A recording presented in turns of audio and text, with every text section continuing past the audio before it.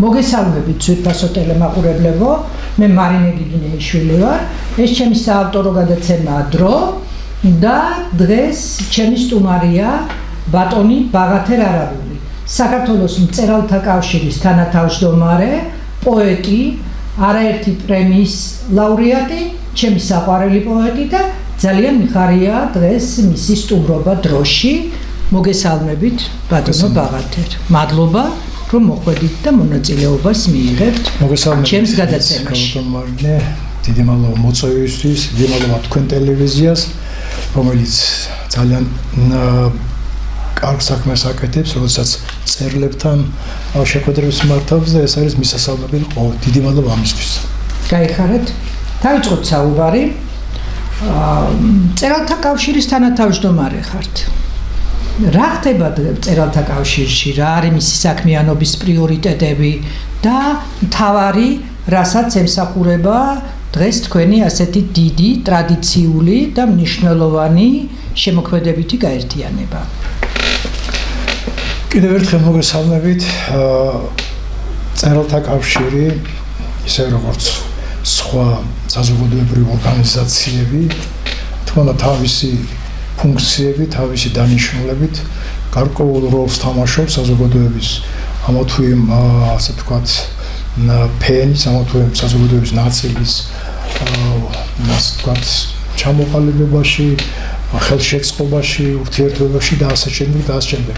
საქართველოს მწერალთა კავშირი თქვენ ძალიან კარგად იცით 100 წლის ზემეთის ისტორიის გახლავთ 1920 წელს 1917 წელს უბრალოდ შეიქმნა მის სათავეებთან იდგნენ კონსტანტინე გამსახურდია, გრიგოლ რობაქიძე, ტიციან ტაბიძე, გალაქტიონ ტაბიძე, სხვები და სხვები, მაყაშვილი, რომლის ქალიშვილი მე გმირი გახდა, თქვენ კარგად იცით და აი აქედან მომდინარე დღეს სხვა შორის ლაპარაკობენ, ეს არის კომუნისტური გადმონაშთი. ასე თუ ვიფიქრებთ კომუნისტური, რადგანაც გამოიარა კომუნისტური პერიოდები გამოიარა. ძელი ჩვენი კლასიკა გადმონაშთი ყოფილა. და არა მარტო კლასიკა, არამედ მთელი მეცნიერება საერთოდ ჩვენ გადმონაშთები ვართ, იმიტომ რომ ჩვენი მშობლები, ჩვენი წინაპრებმა გამოიარეს ეს ყველაფერი და ეს არის დემაგოგია, რომელსაც ძალიან გახილვადაც არ ღირს, ეს არის ძალიან ბევრი ამას არასერიოზული. მაგრამ ამ დროს საქართველოს მწერალთა კავშირი თავისი ისტორიით, თავისი გამოვლილი გზით, მართლაც მნიშვნელოვანი გამოვლილი გზით არის დღესაც ერთ-ერთი გამორჩეული საზოგადოებრივი ორგანიზაცია, რომელიც აერთიანებს არაერთ ნიჭიერ მწერალს, არაერთ ნიჭიერ პოეტს, პროზაიკოს, მთარგმნელს, დრამატურგს და ასე შემდეგ და ასე შემდეგ. და ჩვენ ვართ ორგანიზაცია მიუხედავად იმისა, რომ წინა ხელისუფლების პირობებში წინა ხელისუფლების პირობებში, რომელმაც იმის ბევრი ცუდი რამ გადაიტანეთ. იყო ქალბატონი მაყვალა გამოსული საგამოძიებო კომისიის წინაშე და ისაუბრა ამ თემაზე. ესე იგი, ჩვენ ერთადერთი ვიყავით, ვინც ვეწინააღმდეგებოდით სააკაშვილის მოსვლას. ჩვენ ძალიან კარგად ვიცოდით, ვინ მოდიოდა ხელისუფლებაში და რას მოუტანდა ის საქართველოს.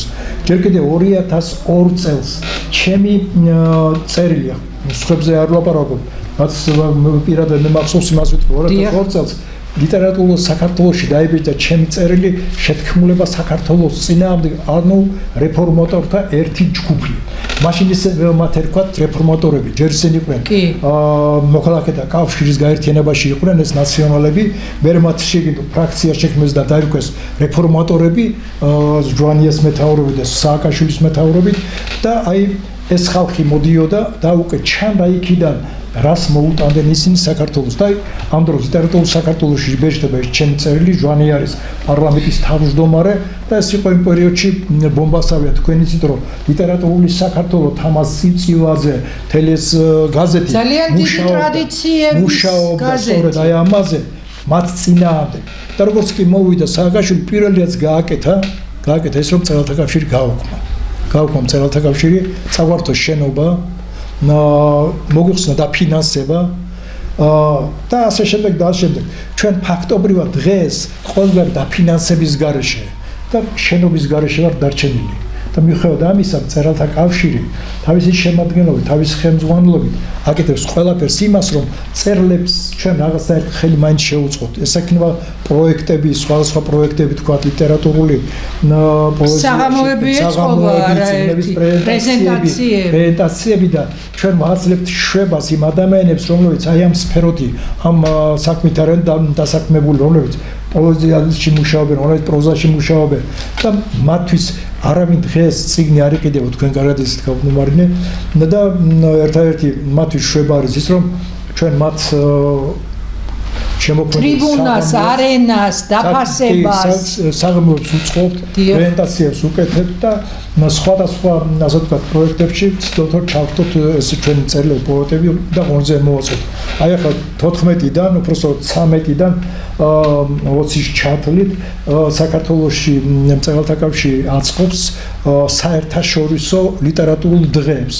ამ დღეებში ჩართულია 8 უცხოეთის ქვეყანა 17 კაცი ჩამოდის უცხოეთიდან და ეს იქნება საოცარი ფესტივალი, იქნება ბათუმი, ჩართულია ძალიან საინტერესოა. თბილისი, შემოჯამებელი საღამო იქნება რუსთაველის თეატრში 19-ში და მოკლედ ეს არის უზარმაზარი ყოველგვარი დაფინანსების, მაგრამ ჩვენ გამოვძებთ მწერალთა კავშირის ხელმძღვანელობის აქტიურობით სხვადასხვა ორგანიზაციებთან, სხვა სამინისტროებთან, კულტურის სამინისტრო მოგვეხმარა, თბილისის მერია გვეხმარება, ბათუმის კულტურის სამინისტრო, გორის, მცხეთის და საერთოდ ყველა ის ასე ვთქვათ ორგანიზაცია უпроსტად ხელმძღვანელობა ყველა იმ ქალაქის და იმ რაიონის, სადაც ჩვენ გვიწევს ჩასვლა და მოკლედ აი ამ მიმართულებით ჩვენ რაც შეგვიძლია მუშაობთ. და იმედი გვაქვს რომ დღევანდელი ხელისუფლება აი ყველაფერს ამას კარგად ხედავს, რომ ჩვენ არა ვართ ვთქვათ ის წერილები, რომლებიც ჩასაფრებული არიან და მხოლოდ ცუც ხედავენ ხელისუფლების მუშაობას, ჩვენ გვინდა რომ ყველაფერი კარგი დავინახოთ, რომ მივცეთ ხელისუფლებას უფრო მეტი სტიმული იმისა, რომ ამ მიმართულებით კარგი საქმეების კეთებისთვის უფრო იყო შემართული ბევრი საქმე გააკეთონ და იმედი გვაქვს რომ დღევანდელი ხელისუფლება ჩვენს მწერალთა კავშირში, სადაც ჩვენ მთელი 100 წელი მოვაწეობდით. მწერალთა კავშირის შენობა, რომელიც ბალანსი მწერალთა კავშირის ბალანსზე იყო და საერთოდ ჩვენ მუზეუმი პრაქტიკულად მუზეუმია, გამოყვარა სააკაშვილმა, ჩვენ იქ კაბინეტი, სამუშაო კაბინეტი არ აქვს. სტუმარი ჩამოდის, ჩვენ იქ არ გვაქვს სადმე დავსვათ ეს სტუმარი და ესა მთელი უბედო ჩვენ იქ დარბაზი გვეთმობა, მაგრამ ჯერჯერობით არ გვაქვს შეპირებულია პარლამენტის, კულტურის სამინისტროც, ხელისუფლებაც, რომ რეფორმა მიმდინარეობს ახლა, ერთგვარი რეფორმა გადაადგილებები და გადანაწილებები ხდება და სადაც გამოიძებნა საქართველოს მწერალთა კავშირისთვისაც, რადგანაც ამგვარი ორგანიზაცია არ შეიძლება იყოს მიტოვებული ასე, იმიტომ რომ ეს არის სახე საქართველოსი, რომელიც უცხოეთიდან ჩამოსულ სტუმრებს იმათ ხდება საქართველოს უნდა აჩვენოს მისი ლიტერატურული მემკვიდრეობა, მისი მენტალური მემკვიდრეობა, ჩამოდიან რა კონკრეტულ ბაღათერ არაბულთან ან მაღლა გონაშვილთან საქართველოში ჩამოდიან მწერალთა კავშირთან ჩამოდიან ორგანიზაციასთან და ორგანიზაციას უნდა შეხვედრა ხელშეკრულების დადება და ასე შემდეგ რუსთაველის ქვეყანაში ჩამოდიან, გალაქტიონის ქვეყანაში ჩამოდიან. ასე რომ მომავლის იმედი გვაქვს, მომავალი ჩვენია. როგორც პოეტი იტყოდა. მეც მასე ვფიქრობ, რომ აი მით უმეტეს ახლა უმაღლეს სკოლებზე საუბარია, რომ მეტად იქნება ყურადღება მიქცეული ქართული სწავლებას. პრაქტიკულად ამოღებული იყო, ხო, პროგრამიდან და ქართული არც იცოდნენ ნორმალურად, ისე სწავლობდნენ სტუდენტები, ეს მიზანმიმართული იყო ყველაფერი, ისევე როგორც აი ახლა მე ვხედავ თქვენ წიგნი გიდეთ, მაგრამ მე მინდა რომ თქვენ ამ თემაზე ისაუბროთ, რა წიგნია ეს და რა თემა შეიძლება ამით გაიშალოს. თქვენ ძალიან კარგად იცით, რომ მათ ძველ ხელისუფლებას მე ჩაცრებული და ჩასაფრებული კი არა ვარ, მაგრამ უბრალოდ მათი გაკეთებული საქმეების გამო ლაპარაკობ მათზე ამდენს. ესე იგი, ისინი როდესაც მოვიდე, მათ როგორც ჩანს დავალება ჰქონდა, ესე შემთხვევით არ მოსულა სააკაშვილი, არც ვთქვათ ჟვანი, არავინ.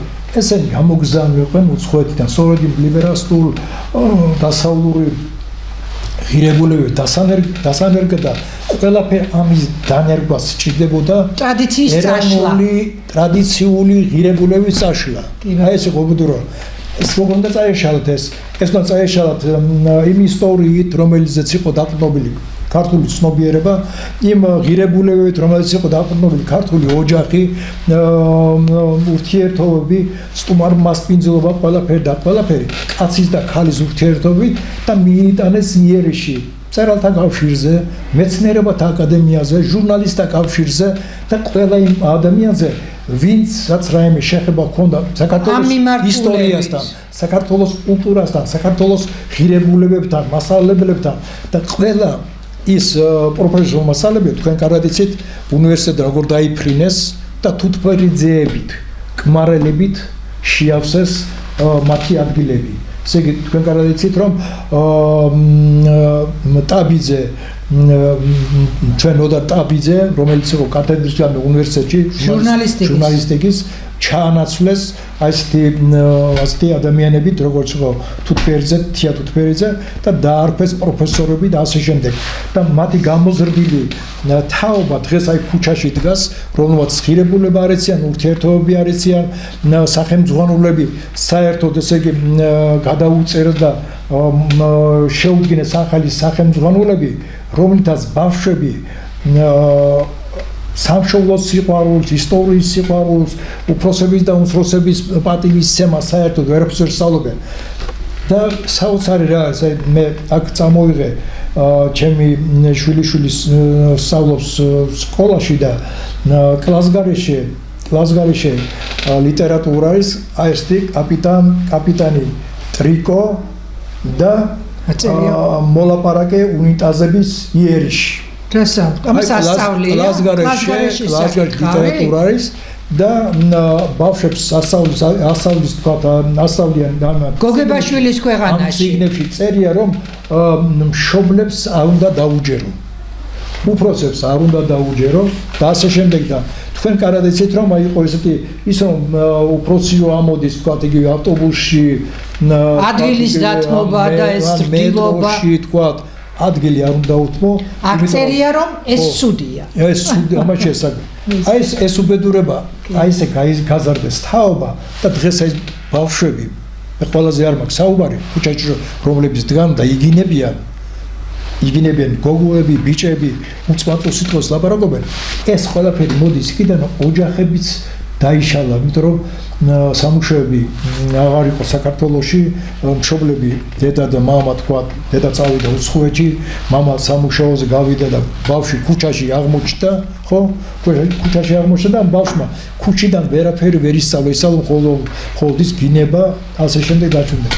მახსენდება ბოდიშკი ხთით სატელევიზიო გადაცემას ვუცკირე ნახლახან, სადაც სწორედ აი ქალბატონი მაყვალა საუბრობდა როგორ უნდა დაეწერათ პროექტი, აი ამისთვისო მეო პროექტიო არ მქონდა დაწერილი და თქვი რომ ნიმუში მოეცათო და იქ საუბარი იყო როგორ უნდა დაავიწყო ქართული, როგორ უნდა დაავიწყო ისტორია, თუ ეს ყველაფერი ეცოდინება ადამიანს ბუნებრივია ის იქნება სამშობლოს მოყვარული და სამშობლოს სიყვარული ეთყობა არ შედის გარკვეული ძალების მიზნებში. ეს ცნობილი შეტევა იყო ქართულ ცნობიერებაზე, როგორც თქვით უკვე, ეს იყო ჭიაბერაშვილის პროექტის ჭიაბერაშვილის გაკეთებული. და გრანტიც ჰქონდა სერიოზული მიღებული ამაში. ამის შესახებ ძალიან კარგად ისაუბრა და სწორედ ჭიაბერაშვილი იყო მე რომ ქართლის დედის თქვათ ის ახსნა როგორ დაიწყო და როგორ დაამცირა ქართლის დედა და ასე შემდეგ და დღესაც თქვენ კარგად იცით ზოგიერთი ლექტორები ჭყალებში, რომლებიც უნივერსიტეტებში, რომელიღაც უნივერსიტეტებში, კერძო უნივერსიტეტებში ასწავლიან, ბავშვებს როგორ ეუბნიან, რომ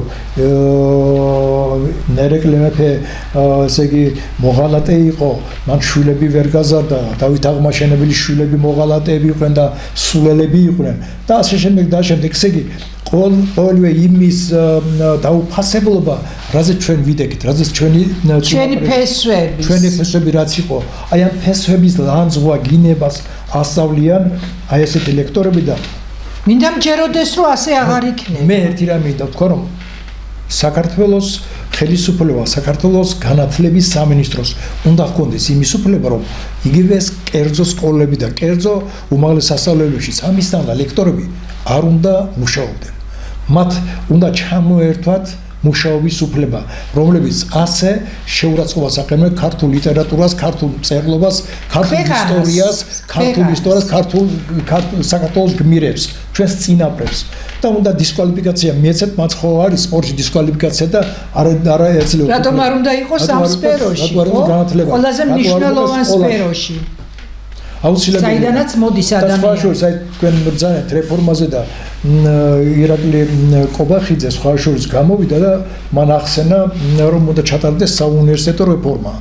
საუნივერსიტეტო რეფორმა აუცილებელია ჩატარდეს, მაგრამ საუნივერსიტეტო რეფორმამდე აუცილებელია სასკოლო რეფორმის ჩატარებაც. სკოლიდან არ გაიზარდა ის ბავშვი და მოვიდა ის უკვე გაუნათლებელი უმაღლესი სასწავლებელი, ჯიქ ვერაფერს ვერ ისწავლის, იმიტომ რომ პირველი კლასიდან იწყება ბავშვის აღზრდა. პირველი კლასიდან იწყება ბავშვის განათლების მიღება. ასე რომ აუცილებელი რეფორმაში უნდა შედიოდეს მასწავლების ერთიანი პროგრამა უნდა მასწავლების ხარისხიც იქ უნდა შედიოდეს. ვინ იყოს მასწავლებლების უნდა ხდებოდეს იქ კონკურსი და კონკურსი უნდა იყოს სწორედ იმაზე მინიშნებული, რამდენად იცის ამ მასწავლებელმა ისტორია, რამდენად იცის თავისი წარსული, რამდენად ესმის ლიტერატურა, რამდენად ესმის ის ყველაფერი ქართული ღირებულებები და ასე შემდეგ. და ყველა ის ლექტორი რაც უნდა ასწავლოს პრაქტიკულად, ლექტორი მასწავლებელი, რომელიც ყველაფერი ამას აგდებულად უყურებს, უნდა გაძევებული იქნას, პირდაპირ ვიტყვი, აი მასალენ უხეშად გაძევებული იქნას ბავშვების სწავლების იმ სფეროდან. იმიტომ რომ ისინი ამახინჯებენ ბავშვების აღზრდას. ეს ბატონ ბაღათერ, რა მინდა გითხოთ, აი რომ გახდე საქართველოს მწერალთა კავშირის წევრი, რა არის ამისთვის საჭირო? იმიტომ რომ აი ჩემს გარშემო ძალიან ბევრი წერს, კარგი პოეტია, მე Facebook-ზეც მყავს უამრავი მეგობარი, რომლისთვისაც ძალიან მნიშვნელოვანია აი მათ პროფესიად მიიჩნიეს წერლობა, პოეტობა და რა ვიცი, ზოგი მართლა ძალიან კარგად წერს და როგორ არის ეს თქვენი წევრი რომ გახდეს? წერილი მიმართო მწერალთა კავშირის ხელმძღვანელობას. რო გთხოვთ, მიმართოთ მწერალთა კავშირის წევრად. მას უნდა ჰქონდეს გამოცემული აუცილებლად 2 წიგნი მაინც. მინიმუმ 2 წიგნი. ამის გარდა მას უნდა ჰქონდეს მინიმუმ 2 მწერალთა კავშირის წევრის რეკომენდაცია მიღების თაობაზე. და ეს თვითონ მწერალთა კავშირი წევრები უნდა იყოს 5 წლის სტაჟიანი მაინც, 5 წლის სტაჟიანი. ამის გარდა იმის რაღაც ანკეტებია, რაღაცებია შევსება, ასე რომ არაფერი არ არის რთული, მთავარია იყოს ხარისხი, მთავარია ჰქონდეს წიგნები, მთავარი იყოს ნიჭი. ჩვენ ნიშს ვაქცევთ პირველ რიგში ყურადღებას. ნიჭიერი თუ არის 2 წიგნი, 2 რეკომენდაცია და დანარჩენი ფოტოები, ანკეტების შევსება, მას ჩვენ გავავკვეთებთ, შევავსებინებთ ყველაფერს. ჩვენ ვეძებთ ტალანტებს. აი ვისაც ინტერესი აქვს, აი ბატონმა ბაღათერმა ახსნა თუ რა არის იმისთვის საჭირო, რომ ამ ძალიან საინტერესო, პრესტიჟული და დიდი ისტორიის მქონე გაერთიანების წევრი გახდეს და მისი ნაწილი გახდეს და ეს იყოს მისთვის мотивация. აი თქვენ პოეტი ხართ და კარგი პოეტი. ამას არ ვამბობ, იმიტომ რომ სტუდიაში თქვენი ერთგული მკითხველი ვარ. რა მინდა გითხოთ, აი საქართველოს პოეზიის ქვეყანაა ამბობენ. რატომ ამბობენ რომ საქართველოს არის პოეზიის ქვეყანა? პოეზიის ქვეყანა ჩემო. პოეტურები ვართ თვითონ შინაგანადაც ქართველები, ჩვენი სიმღერაც, ჩვენიც ეს თუმანიანის ნათქვამია თუ ისაკიანის უცხოელმა შეამჩნია, ყველა ქართველი პოეტია და ყველა ქართველი პოეტი ორჯერ პოეტია. ერთი როგორც ქართველი და მეორე როგორც პოეტი. დატირებასაც პოეზიით გამოხატავს. თაში განსაკუთრებით. საოცარი დატირებები არსებობს, ხევსური, თუშური, ფშაური და ასე შემდეგ, ქართული.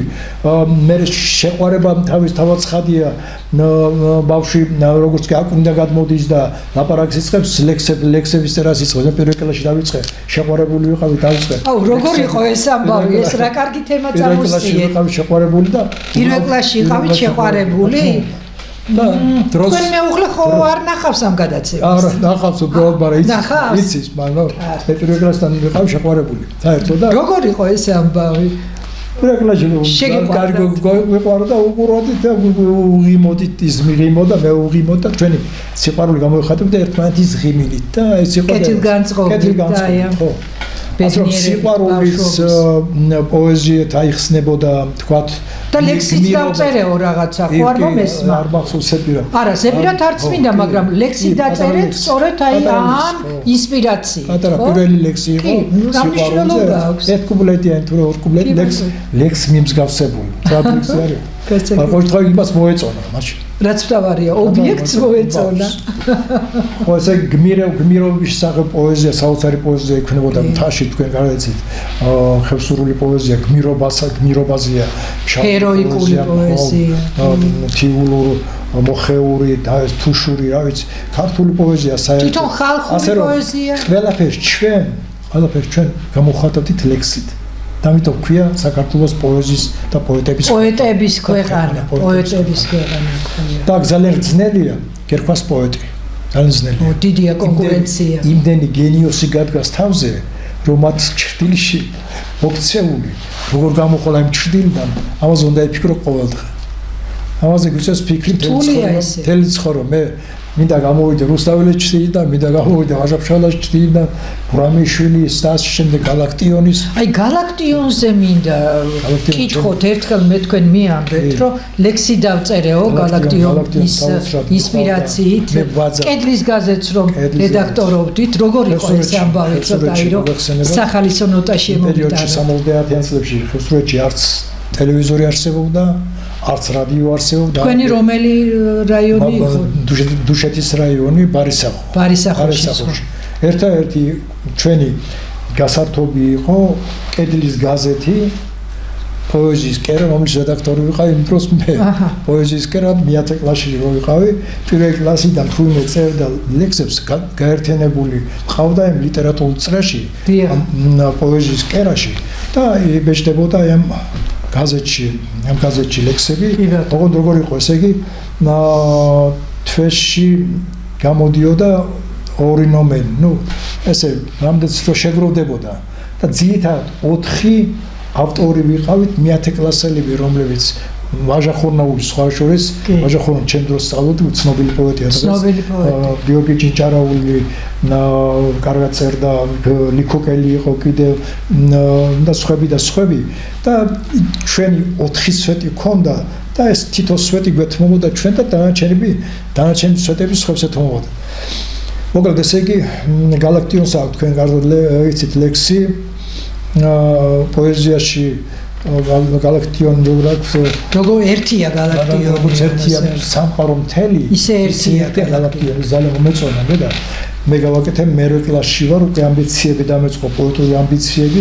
გენიოსობის მიდრეკილება გამიჩნდა თავში და დავაწერე საათი სტროფი იყო პოეზიაში მომაქვს ნათელი ძალამთებული და არაგული როგორც ერთია ქვეყანა მთელი ისე ერთია დღეს არაბული ესე იგი შვენიერია სწორება ქონიათ ძალიან ძიძე და იქნება საცაცული ჩვენი გასართობი კედლის გაზეთი ქონდა გასართობი და ამას ვაკეთებდი სხვა შორის ბევრი წერდა თითქმის ყველა წერდა ხევსურეთში ბავშვები წერდნენ და ლექსის წერა ხევსურეთში მიიჩნეოდა ერთ-ერთ ნიჭიერებად ყოველ შემთხვევაში და სხვა შორის ხევსურეთში როდესაც ის ზაფხულის თვეები, სამუშაო თვეები თავდებოდა და ზამთარი იწყებოდა აი ზამთარში დაждდებოდნენ ეს მამაკაცები, ქალები ისინი ერთმანეთს ალექსებდნენ და ძირითადად მაშინ აი პერიოდში შექმნული მთელი ხალხური პოეზია მთელი ეს თამაში, მთელი ეს ნებათა ღელვა, ეს ემოციები თუშური აი ხევსურული ბალადაც არის არაჩვეულებრივად არის მაშინ ეს ნაჩვენები თან ეს მაშინ ხوارი წერებოდა ეს ყველაფერი ეს ზეპირად გადადიოდა იმდენად ხალხური ხდებოდა ეს ლექსი რომ მოახსოვდა იმას ხალხი კი და თაობებს დიდი სამყაროდან ვართ ჩვენ მოსული პოეტები კი და მე პირად განსაკუთრებით ხევსურეთი აი ვაჟა რომ ამბობდა მხოლოდ მაშინ ვარ ბედნიერი როცა ვარ შეწუხებული თქვენ როდის ხართ ბედნიერი აი ბაღათერ არაბული როდის არის ბედნიერი ან რა არის თქვენთვის ბედნიერება სიმართლე გითხრათ ახლა ვაჟას ფორმულებით დღეს იმდენი საწუხარი გვაქვს, რომ ესე იგი ეს არ გვაკლია, ეს რომ ბედნიერების წყარო იყოს. არ გვაკლია. ამიტომ უბრალოდ მე უფრო ჩართული მაშინ, როდესაც რაიმე კარგი ხდება ქვეყანაში, რაიმე მნიშვნელოვანი და ისეთი ხდება ჩემი ერისთვის მნიშვნელოვანი, აი მაშინ თვლით თავს ბედნიერად და მიმაჩნია რატომღაც რომ მეც რაღაც ციროდენი წვლილი მიმიძღვის აი მიუხედავად იმისა თქვა რომ შეიძლება არაფერი არ გამიკეთებია, მაგრამ თვლი რომ რადგანაც სწორედ ის განწყობილება და ის მნიშვნელოვანი რაღაცა ხდება ქვეყანაში, რომ ამაში რადგან მისი თანამოაზრევა, თანამონაწილეობა და მიხარია მეს და მაშინ არ ბედნიერი. და აი როცა თქვათ გაურკვევლობა, როდესაც თქვათ ბაძაბული გარემოა, როდესაც ადამიანები ერთმანეთს ვერ იტანენ, თქვათ მიხარია პატარა ერი რატომ უნდა იყოს ეს მე არ მეხებოდეს შეიძლება ეს ჩემთვის არის ძალიან აუტანელი. თქვათ იგივე დღეს რაც ხდება თქვათ იგივე ქუჩებში თქვათ ეს ქვეყანას ეხება. არ არის თქვათ ჩემი აზრით არ არის ნორმალური მაინც იმიტომ რომ ჩვენ მოვდივართ არჩევნებიდან არჩევნებამდე თუ ასე ჩვენ ყველა არჩევნების შემდეგ რაღაც გაღიზიანებულმა პროცენტმა თქვათ ადამიანების რაღაც ქუჩაში დავიწყეთ დგომა და ასე ქვეყანას არ მივხედეთ არ შეიძლება. არჩევნებიდან არჩევნებამდე არის მზადება ახალი არჩევნებისთვის. არჩევნებში თუ ვერ გაიმარჯვე, ხო? და თუ შენ ვერ დამიდევ მე, ესე იგი რატო ვერ გაიმარჯვე, თქვა და რატო თქვა რა მოხდა არჩევნებში და რა შეცდომა დაუშვა შენ წინაშე, თუ ეს ვერ დამიმტკიცე, ხო? მაშინ მე ვერ დაგიჯერ. მე ცოტა პოლიტიკური ის გამომდის, მაგრამ ყოველ შემთხვევაში მე არაერთხელ მიმართე Facebook-ზე რომ მაჩვენეთ რა დარღვევები ჰქონდა ხელისუფლებას. რომ ეს დავიჯერო და ხარი დაგიჭირო. მართლა და ესე იგი ერთადერთი მე რას დავინახე რომ ესე იგი მარნეულის რაიონში ვიღაც საარჩევნო კომისიის თავმჯდომარის მოადგილე, რომელიც თვითონ ყოფილა ნაციონალური წარმოადგენელი, ის როგორ ტენის, რა ქვია, საარჩევნო ბიულეტენებს იმაში, რა ქვია, ყუთში, ერთადერთი ის რეალური რას დავინახე, ეგ იყო დანარჩენი იძახიან რომ ესე იგი ამან მითხრა რომ ესე იგი იყო დარღვევები, მომიტანეთ დარღვევები და დაგიჯერებთ. გამოვა ქუჩაში და დავდგები და მეც ვიყვირებ რომ ესე იგი თუ არ იქნა სამართალი, არ იქნება მშვიდობა. მაგრამ დღეს რადგანაც ამას ხო, რადგანაც ეს ვერ მაქვს. ამიტომ ესე იგი ამიტომ მე მინდა მშვიდობა. ჩემს ახალგაზრდებს უთხრა იქ რომლებიც ქუჩაში დგანან, ჩემო ახალგაზრდებო, რა თქმა უნდა თქვენ სისხლი გიდუხთ, ვინათ რომ კარგი სამშობლო გქონდეთ. ამიტომ ესე იგი რომელიღაც ავანტიურისტი პოლიტიკოსების და ამბიციებს ნუ შეწირავთ თქვენს ახალგაზრდობას და თქვენს ახალგაზრდულ ენერგიას.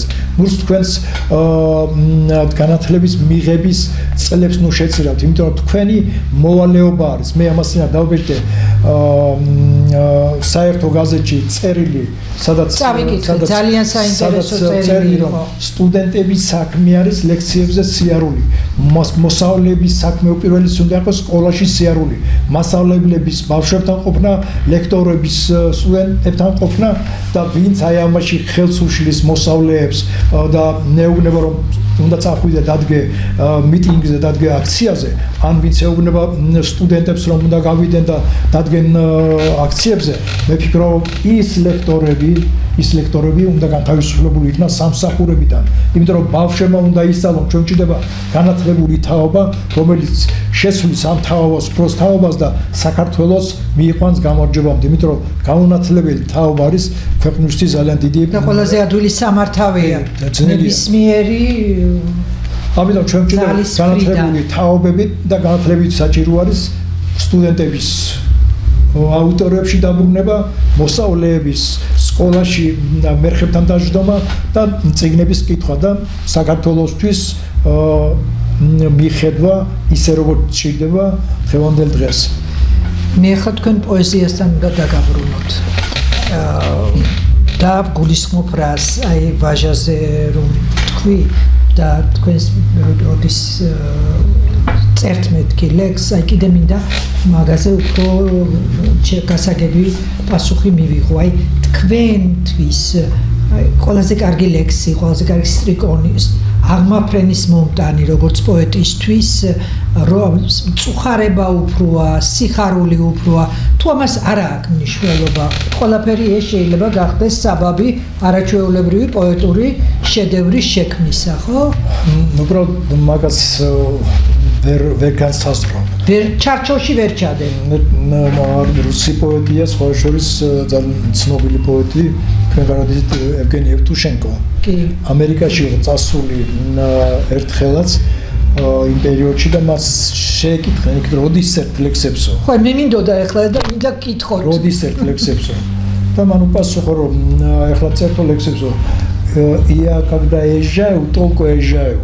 Когда целую ქართულად თქვით და დაგვაბრალებენ რომ როდესაც მოგზაურობ მაშინ მოგზაურობ როდესაც ვეფერები ლამაზ ქალს მხოლოდ და მხოლოდ მას ვეფერები და როდესაც წერ ლექსებს მხოლოდ და მხოლოდ წერ ლექსებს ახლა მე მოგზაურობ ამერიკაში და მე არაფერს არ ვაკეთებ სწავლის განწყობილები დაგროვდება და როდის დავიწყებ ამერიკაზე წერას აი ამ განცდების შემდეგ კაცმა არ იცის ასე რომ ჩვენი ლექსების წერა შეიძლება ძველი ნაღმივით იყოს ჩარჩენილი მეხსიერება ემოცია რაღაც რომელიც გამოვიდეს წინ და შეიძლება სიყვარულზე დაწერო დღეს ფანტასტიკური ლექსი რომელიც ოდესღაც 20-30 წლის 10-30 წლის გაგიცდია და საოცარი ლექსი გამოვიდეს იგივე წუხილზე იგივე სიხარულზე და ასე შემდეგ შეიძლება რომ აი დღესაც განიცადოთ გააკეთო მას ვერ განსაზღვრო ყოველ შემთხვევაში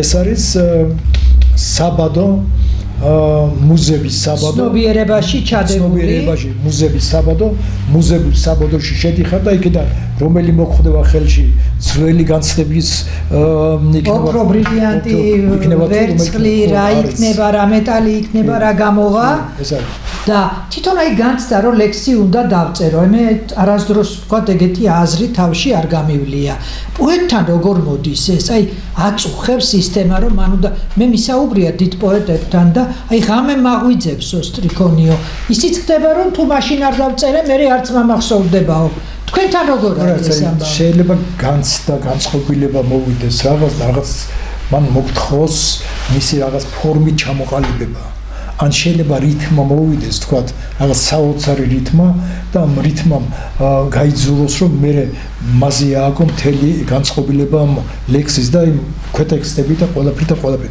ასე ვაკაც ესე იგი ეს იმაზე მუხტივითაა ესე როგორ დააბიჯებ ნაღმზე ფეხს და ეს რო არაფეთქდე და რო შექმნა კარგი პოეზია ან არა უხეთდეს ხო შემთხვევაში ხო ამაზე საქმე და აი ესეთი მიმართულება ყოველ შემთხვევაში აი საოცარი რითმა მოვა თქვა და ის რითმის გამო მე შეიძლება მთელი იხსნება მე რაღაც სულაც შეიძლება ერთი სტრიქონის გამო ან ერთი ფრაზის გამო გაყვებერე საოცარი სახე შეიძლება ისე თქვა საოცარი სახე დაიჭირო პოეტური სახე მხატვრული სახე და მასე ააგო მშვენიერი ლექსი ასე რომ სხვადასხვა ფორმები და სხვადასხვა იმით შემოდის პოეზია შენში და ასე აკეთებ ამას ყოველ შემთხვევაში აი ვინ არის თქვენი საყვარელი პოეტი ძალიან მნიშვნელოვანი კითხვაა სამ პოეტს დავასახელებ ესე იგი გალაკ რუსთაველი ვაჟა-ფშაველა და გალაქტიონი ესე იგი რუსთაველი ჩემი დიდი პაპა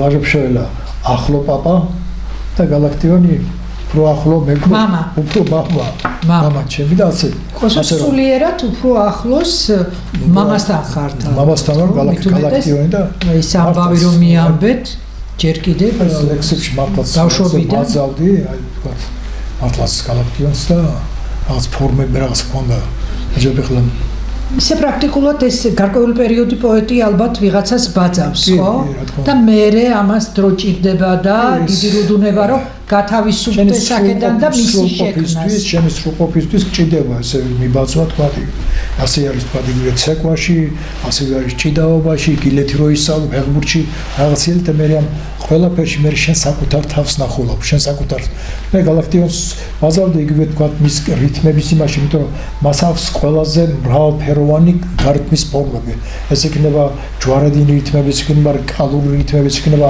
ქალური რითმები იქნება ვაჟური რითმები, ეს იქნება მარცვალთა რაოდენობით სხვადასხვა 1000-ნაირი ფორმების იყენებდი და უბრალოდ მეც ამას ვცდილობ, ეს იყო ჩემთვის ერთგვარი ვარჯიში და ვარჯიშის რომელიც მიდიოდა თქვენი პოეზიის. ვარჯიშის შემდეგაც მე ჩემს იმუშავებ რაღაც ჩემ საკუთარ სტილს. მე სტილი როგორ გამოესწრო სხვა ამბავია, რამდენი მისაღები იქნება საზოგადოებისთვის. კი, აი რა მინდა კითხოთ, თქვენ არაერთი გამოსვლა გაქვთ, წარადგენთ წიგნებს, ადამიანებს, რეცენზიებს აკეთებთ, ძალიან ამხრივ თქვენი მოღვაწეობა ინტენსიურია, არაერთხელ მივყოფი ვარ ასეთ საღამოებზე, თავად თქვენზე უკვე ვთქვით და მინდა თქვენი აზრი ძალიან მაინტერესებს, მით უმეტეს ეხლა თქვით ვაჟური და ქალური პოეზია.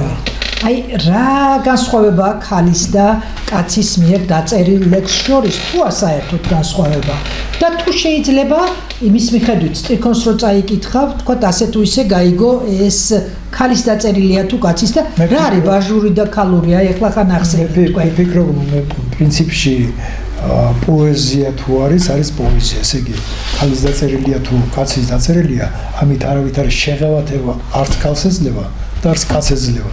და ფაქტობრივად ჭეშმარიტ პოეზიას, რასაც დღეს ვკითხულობ პოეტებში, თქვათ ქალების და თქვათ კაცების, მე სიმართლე გითხრა, განსხვავებას ვერ ხედავ, ვინც მე მომწონს, ის კაცურიც არის და ქალურიც არის. და ქალის დაწერილიც იგივე ქალურიც არის და კაცურიც არის, აბსოლუტურად. მასში პოეტური ენერგია ჩანს, მთავარი და ნიჭი ჩანს, თქვა და უბრალოდ არ მინდა ახლა ჩამოთვალო ვინ არის ასეთი პოეტები, მაგრამ ყოველ შემთხვევაში ქალებიც თქვათ წერენ იმ დონეზე, რომ მამაკაცებს არ ჩამოუვარდებიან და მამაკაცები წერენ ისე, რომ ესე ქალებს არაფერი საყვედურო არ აქვთ, რომ ესე იგი ეს მამაკაცები ვერ წერენ. აი მე რითმების სიფაქიზე და ემოციების სიფაქიზე უფრო ვიგულისხმებ, თქვათ. აი აქაც არანაირი მნიშვნელობა არ აქვს, ხო? დღეს როგორ არის რითმიანი ლექსები, არის ურითმული ლექსები, ძირითადად მუშაობენ ესე იგი ვერლიბრისტები, ქალებიც, მამაკაცებიც და აი ეს ფორმები და ეს ხერხები არის პოეზიის, ასე ვთქვათ, დამუშავების, შექმნის, პოეზიის შექმნის და აქაც ახლა ვერ გზნობ იქ რითმებშიც შეიძლება იქ ვნებები ჩანდეს უფრო მეტი ქალურ ლექსებში, უფრო მეტი ვნებები ავლენდეს ქალი და მამაკაცმა თავი ასე ვთქვათ შეზღუდოს ამ მიმართულებით და ისი აშკარად არ გამოხატოს, რომ აი ასე და ქალს ეს ერთგვარი სისხლი აქვს, მას შეუძლია უბრალოდ გამოფინოს თავისი ემოცია უფრო და ესე იგი მაინც რაღაც არის რაღაც კი ეს ამ კუთხით შეიძლება დაინახო და თუ ამ კუთხით არ აქვს ქალს კი გაკეთებული ის პოეზია და შექმნილი ეს შეიძლება განსხვავება ვერ იცნო თუ აი ამ მიმართულებით წარმართა მან ეს ლექსის შექმნის პროცესი აი შეიძლება აღმოაჩინო ქალი ვნებები გაშიშვლებული ვნებები შეიძლება დაინახო ზოგიერთ პოეზიაში და ამით შეიძლება იგრძნოს ეს იქნება ქალი გასაგებია. აი მე ძალიან მიყვარს ლია სტუროა. თქვენ ახლა ამბობთ აი თეთრი ლექსი, რითმიანი ლექსი. მას აქვს ესეთი ფრაზა, რომ პოეტსო ანგელოზმა კეფაზე უნდა აკოცოსო, აი მაშინ არის პოეტიო. აი როგორ ინათლება პოეტი, რა კატეგორიის ადამიანები ხდებიან პოეტები, თუ გიფიქრიათ ამაზე? თუ უცებ შეიძლება აფეთქდეს ლექსში ადამიანი და ადამიანში ლექსი და არაფერი მომზადება ამისთვის არ იყოს საჭირო. მაგისთვის უბრალოდ თვითაღმოჩენა იყოს შეიძლება. თვითაღმოჩენაც არის პოეტები, რომლებიც თავიდანვე თქვათ გამოჩენისთანავე იგივე თქვათ ანა კალანდაძე 1946 წელს როგორც შემოვიდა თქვათ მთლიანი შეცვალა დამოკიდებულა ქართული პოეზიის მიმართ და პოეზიის რაობის მიმართ, ხო? მანამდე თუ იწერებოდა ეს დიდაქტიკური ლექსები და საომარი თემატიკები რაღაცები, ამან შემოვიდა ამის სახში შემოიჭრას თუთა, ამის წელზე შემოხიოს ხელი. აი ამ კუთხით შემოვიდა სათუთი პოეზია შემოიტანა და ეს ასეთი რაღაცები ხდება და ამდენად ენერგია რამდენად შემოდის და რამდენად შენში იბუდებს და რა ფორმით გადმოცემ ამას და როდის გაკოცებს ანგელოზი კიდე კეფაზე არ იცის არ იცი შენ როდის დაწერ შენ იმ ლექსს რომელიც შეიძლება შენთვის იყოს დიდი ლექსი და ასე შემდეგ ეკვივალენტებია სულ არ ელოდები თქვა და პატარა ლექსი. მოულოდნელად მოვიდა მუზა. მოულოდნელად მოვიდა მუზა. და თელება ჩვეულებრივ მიგაჩნია თქვა რომ აი ჩვეულებრივი ლექსი უბრალოა.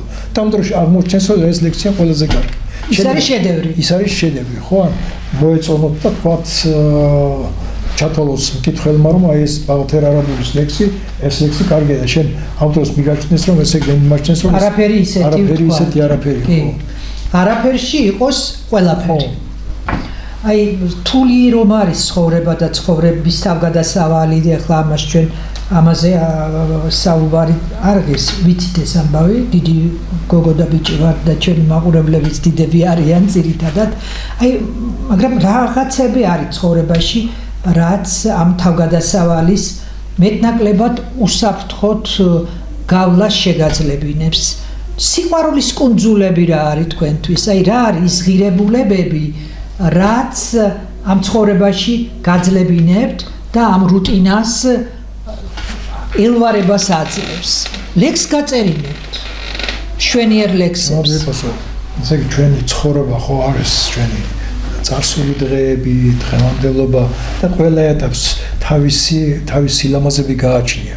თავისი რაღაც საოცარი კუნძულები გააჩნია. ახალგაზრდობა, ახალგაზრდობები, საოცარი სიყვარულის კუნძულები, გაჭრები, ასე როგორც ტარიელი გაიჭრებოდა და ავთანდილი ტყეში და ველად და ასე შემდეგ და ასე შემდეგ. მე დაგვინებების პერიოდები, მე ოჯახი, მე შვილები, შვილიშვილები და ეს ყველაფერი ლამაზი კუნძულებია და შენ ამ ლამაზ კუნძულებზე გადადიხარ, გადმოდიხარ ზოგს მეხსიერებითი კუნძულები არის.